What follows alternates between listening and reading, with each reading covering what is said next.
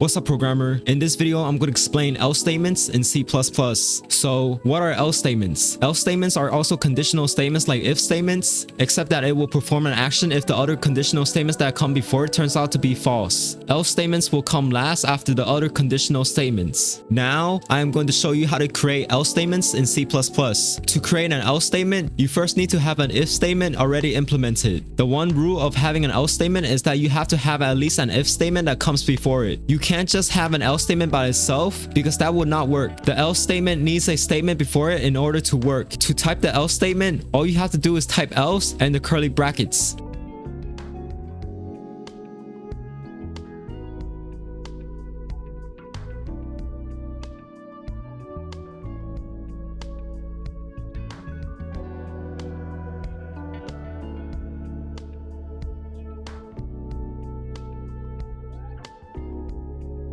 Now, how the else statement is going to work is that if the code doesn't go into the if statement and instead it passes the if statement because it doesn't meet the requirements, then it's going to go into the else statement and run whatever code you have placed it inside of it. For example, I have created an integer variable named it number and set it equal to 10. Then I have created an if statement with an else statement where the if statement is going to check if the number variable is equal to 9. Because the number variable is set to 10 and does not equal to 9, then the program will process the code inside the else statement part instead of the if statement.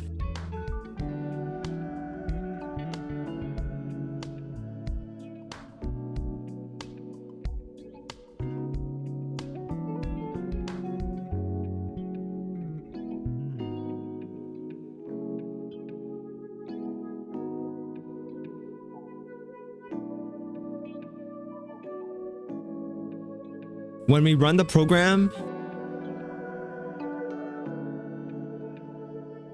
you can see that the program processes the else statement instead of the if statement. The if statement and the else statement are, in essence, roads that the program can take. If the code matches the condition in the if statement, then the program will process the code inside the if statement. However, if the code does not match the conditions for the if statement, then the program will process the else statement instead. I have a visual example on screen so that you can understand the road that the program can take when using if statements and else statements. Comment down below if you found this video helpful so far or you have any questions you want to ask. Now, I will show you another example. In this example, I changed the number variable to be 1 and the if statement condition so that it will check if the number variable does not equal to 2. Because the number variable is equal to 1 and 1 does not equal to 2, the program will process the if statement part instead of the else statement. When we run the program,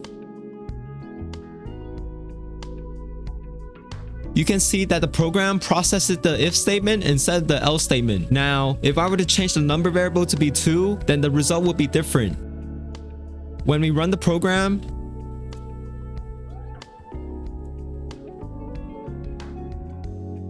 you can see that the program processes the else statement instead of the if statement because in this example, the number variable does not match the conditions of the if statement, so the program processed the else statement instead. Additionally, if you are going to be using else statements in your program, you want to also make sure that you completely understand how to use if statements, which I will demonstrate in this video, so you want to go watch that video next. Anyways, this is Easy Syntax, showing you programming made easy. Thank you for watching.